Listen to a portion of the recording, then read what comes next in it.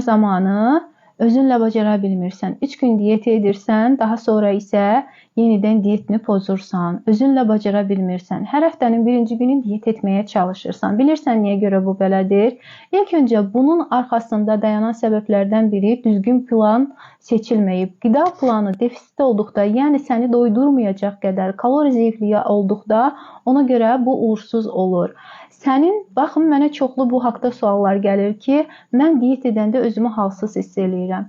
Yəni, başqaları tərəfindən yazılan menyularda.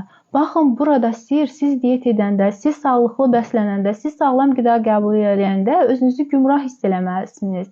Həm sizin ruhunuz qidalanmalıdır, həm də ki, fiziki bədəniniz qidalanmalıdır.